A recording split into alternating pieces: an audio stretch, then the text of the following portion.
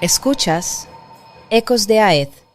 El agresor casi siempre es una persona de influencia. Entonces, no estamos hablando del vecino que no va a la iglesia, que tiene mala reputación. Esto pasa en privado y al pasar en privado, pues la víctima se siente y el agresor le dice, es que nadie te va a creer. Ecos teológicos. Ecos teológicos. Ecos teológicos. Ecos de Aed, un podcast de la Asociación para la Educación Teológica Hispana. Bienvenidos y bienvenidas a un nuevo episodio de nuestro podcast Ecos Teológicos. Para esta temporada nos acompaña Raquel Toledo del Seminario Fuller y le damos la más cordial bienvenida y gratitud por sintonizarnos. Hoy nuestro episodio se titula Cuando el problema es el silencio, violencia de pareja y la iglesia. Todo esto dentro de la temporada que nos acompaña, que se titula Identidad y vivencias de fe en un contexto multicultural. Raquel, ¿cómo te encuentras? Saludos, doctora Jessica, aquí feliz de compartir contigo y con el público de AED. Nos hemos gozado, estos Sí. episodios han estado fabulosos y yo sé que este tema en particular es un tema que te corre por la sangre, así que Así es. eh, que el Señor te use con poder y con su sabiduría para que al acercarnos a este tema que sabemos que es uno eh, de sumo cuidado, ¿verdad? Y de mucha seriedad con lo que compartamos en este episodio, vidas puedan ser bendecidas. Así que vamos a comenzar con una pregunta un poco difícil, pero necesaria. ¿Por qué se calla el abuso y cómo la iglesia puede dejar de ser espectadora? Sí, es tan importante entender. Primeramente, eh, es un tema que me gusta porque cuando hice una de mis maestrías, la tesis fue eso. La pregunta que fue parte de mi tesis es qué tan extendida está la violencia de pareja en las iglesias evangélicas latinas de habla hispana. Y la segunda era qué sería útil para equipar mejor a los pastores y líderes de su comunidad para que respondan a la violencia de pareja de manera redentora. Y si vamos a las preguntas que me estás haciendo sobre por qué se calla el abuso en la investigación cualitativa, me di cuenta que muchas personas, y estamos hablando de un contexto dentro de la iglesia, las personas no sienten la confianza. En el episodio pasado hablábamos de comunicación. Las personas no sienten la confianza porque el abuso, el agresor, hay agresoras también, pero el enfoque o la estadística, aún en los Estados Unidos, habla sobre el agresor, casi siempre es una persona de influencia. Entonces, no estamos hablando del vecino que no va a la iglesia, que tiene mala reputación. Esto pasa en privado y al pasar en privado, pues la víctima se siente y el agresor le dice, es que nadie te va a creer, nadie te va a creer. Entonces, eso se va quedando en la mente, en el corazón y el agresor es una persona donde aún con la familia de la víctima es ejemplar y ese es el reto de las víctimas que por eso se callan y no hablan. ¿Y cómo la iglesia puede dejar de ser espectadora ante esta realidad? Creo que parte del problema de la iglesia es que muchas veces cuando el tema o hay personas víctimas que vienen a compartir con el liderazgo, con la pastoral, no le creen o algo que pasa muchas veces es que entonces no le creen porque la otra persona también es parte del liderazgo, pero tampoco se deciden a investigar, a hacer una investigación. Y ahí es donde O está el sea, que problema. hay que tener protocolos, es lo que estás diciendo. Así es, hay que tener protocolo y, y entender y discernimiento, porque creo que algo que la iglesia necesita es pedirle a Dios discernimiento para estos casos que no son nada fáciles, pero se encuentran en nuestras comunidades de fe. Hay en su tiempo llevé a cabo, como dije, una investigación cualitativa y me acuerdo que se la envié un cuestionario a varios líderes, líderes regionales que yo conocía de ciertas denominaciones. Y me acuerdo que una líder influyente, cuando estoy leyendo su respuesta, oh no, esto no pasa, no, nadie me ha venido a hablar. Y yo decía a mi mente, wow, eso está bien interesante con la posición de esta persona que nunca en su liderazgo una mujer se haya acercado a ella a mencionarle lo que ha vivido. Entonces, de ahí nos movemos de espectador a hacer una iglesia donde está proactivada cuando sí decidimos traer el tema a la luz, hablar del Mm, tema. Qué interesante porque, como mencionas, son temas que no se tratan, que no se abordan desde el púlpito o desde un estudio bíblico, cuando tantas veces lo tenemos dentro de la comunidad de fe y que las estadísticas nos prueban que están dentro de nuestra comunidad de fe. ¿Alguna estadística, Raquel, que tengas que nos puedas compartir para este tiempo? Sí, una de las estadísticas, y obviamente estas son estadísticas de los Estados Unidos, hay un promedio de 24 personas por minutos que son víctimas de violación, violencia física o acoso por parte de una pareja íntima en Estados Unidos. Quiere decir que más de 12 millones de mujeres y hombres en el transcurso de un año van a ser impactados. Cuando se habla de géneros, casi 3 de cada 10 mujeres y 1 de cada 10 hombres en los Estados Unidos ha sufrido alguna violación de violencia doméstica. Los números son altos y lo que siempre me gusta decir en conferencias y cuando estoy llevando este tipo de charla es que a las mujeres que yo he tenido a través de 12, 13 años que he estado trabajando en el ministerio directamente de la mujer, a todas las mujeres que se han acercado a mí, que han sido víctimas sobrevivientes, una de mis preguntas es, ¿tú hablaste esto con tus líderes, con tus pastores? Y la mayoría me ha dicho no, no tuvo la confianza de hablarlo. Entonces, hablando de esta estadística en los Estados Unidos, no se incluye a muchas personas que han vivido o están viviendo esta epidemia en silencio. Wow. ¿Y qué respuestas, qué recomendación ante esa triste realidad eh, tú haces para aquella persona que en un tiempo como este está viviendo violencia y se encuentra dentro del contexto de la iglesia? ¿Qué debe hacer ante el abuso?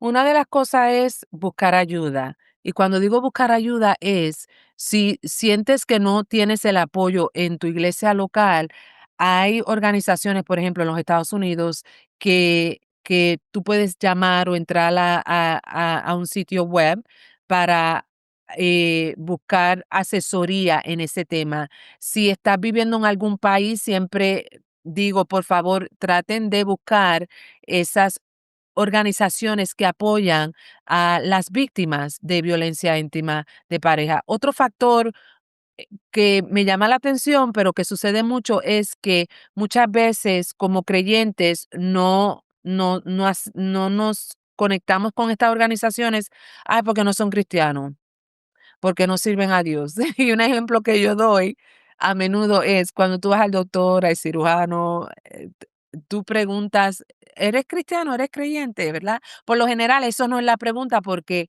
entiendes que esta persona ha recibido la educación que merita para ayudarte, para ayudarme. Entonces, tenemos que con la oración y el discernimiento que Dios nos ha dado, entender que si tú necesitas la ayuda está disponible o va a estar disponible, pero tenemos que entonces tomar ese paso tomar ese paso de ir a buscar, investigar. Que Eh, me lleva a una próxima pregunta, Raquel, y es ¿cuál debería ser entonces eh, el papel de la fe y la espiritualidad en la toma de decidir buscar ayuda? ¿Y cuál debería a su vez ser la respuesta de la iglesia que decide acompañar a estas personas? Y creo que esa es una de las palabras clave, porque ahí es donde la iglesia está fallando, acompañando a estas personas, acompañar a la víctima y también al agresor. ¿Cómo podemos hacer eso como iglesia? Eh, Tomar el tiempo para sentarnos y dejarles saber que necesitan ayuda, necesitan buscar ese consejero, esa consejera bíblica, y cuando ya el problema es un problema de años, que no es, oh, me pegó por primera vez o el juego psicológico lleva 3 meses nada más. Cuando estamos hablando de años o décadas, quiere decir que esa consejería tiene que ser individual, porque tienen que tocar puntos donde cada persona en un matrimonio es de 2 personas, entonces los dos tienen que querer el cambio y tienen que querer trabajar con el problema que están viviendo. Como el factor fe y esperanza se aplica en todo lo que hacemos como creyentes, porque tenemos fe, ¿verdad? Y confiamos de que Dios va a hacer. Y en ese proceso es importante también saber que en medio de la fe, al tú buscar la ayuda que necesitas, estás caminando por fe para ver ese milagro que tú tanto anhelas, pero hay que trabajarlo individualmente. Y hay que entender que no podemos hacer por otras personas. Cada cual tiene que querer el cambio. Por tanto, que ante una vivencia como esta de violencia, ¿cuál entiendes tú que hablamos que la acción de la iglesia debe ser acompañar y discernir? Eh, ¿Cuál entiendes tú que debe ser el rol de la iglesia ante esta realidad? Creo que es importante traer el tema a la luz, que sea parte de la cultura de la iglesia. Crear conciencia. Crear conciencia, muchas veces, y entiendo la posición de los pastores, conocen cosas íntimas, ¿verdad? Entonces, cuando se paran en el altar pueden decir, ah, ya está de chismoso o de chismosa. Entonces, inviten a expertos, inviten a otras personas. Por ejemplo, en el 2021 yo pude publicar un libro que se llama Digna, cómo vestirte de fuerza, honor y paz, y este es uno de los temas principales. Entonces hay que buscar esos recursos que te puedan Recursos. ayudar para que entonces uno no sea el malo de la película, ¿verdad? Uno quiere ayudar y eso pasa muchas veces dentro de las iglesias, que si quieren traer el tema o están capacitados para hacerlo, después la inquietud es, ay, pero fulanito puede pensar que se está hablando por él, pero es que fulanito y toda la congregación tiene que escuchar, ¿verdad? El daño que se hace, porque no estamos hablando solamente de la pareja. Si hay niños, quiere decir que esos niños están siendo impactados por esa dinámica tóxica en el hogar. Entonces ya estamos marcando otras generaciones y normalizando un comportamiento que no es el más saludable. Es interesante, ¿verdad? Porque como parte de la voz profética de la iglesia, me parece que se hace necesario, como muy bien dices, crear conciencia de temas tan complejos como este.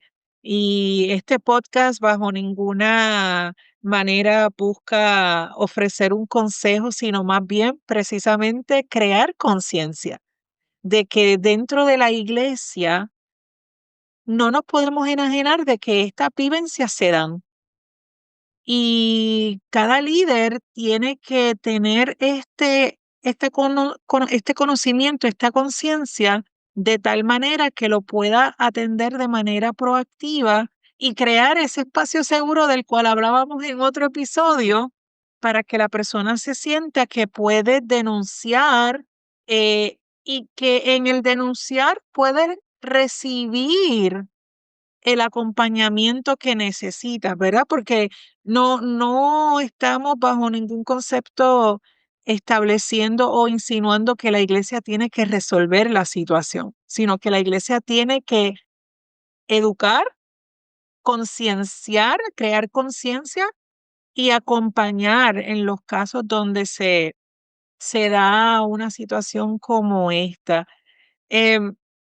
¿Algún comentario de cierre en este tema, verdad? Que pudiésemos estar horas Así es. hablando, ¿verdad? Y solamente lo que queremos es crear precisamente esa conciencia de cuando el silencio se convierte en un problema en medio de nuestras iglesias.